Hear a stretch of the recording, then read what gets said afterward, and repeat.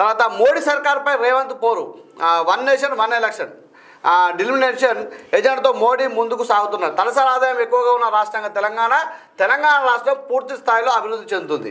1 trillion economy లక్ష్యంగా కార్యాచరణ, తెలంగాణలో పెట్టుబడులు పెట్టేందుకు దిగ్గజ సంస్థలు ముందుకు వస్తున్నాయి. సీఎం రేవంత్ 10 ఏళ్లు తెలంగాణను పాలించిన బీఆర్ఎస్ 25,000 కోట్ల పెట్టుబడులు తెచ్చింది.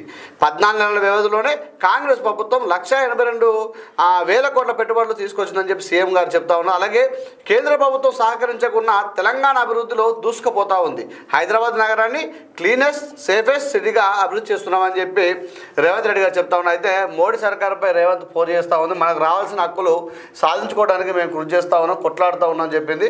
అలాగే గత 10 ఏళ్ల కాలం లోపల వాళ్ళు 25,000 పెట్టుబడులు తీసుకొచ్చి మనం కూడా గూగుల్ తలని అడిగినట్టయితే అలా కనబడుతూ ఉంటుంది. ఇంతకుముందు వాళ్ళు వెళ్ళి ఎన్ని తీసుకొచ్చారని.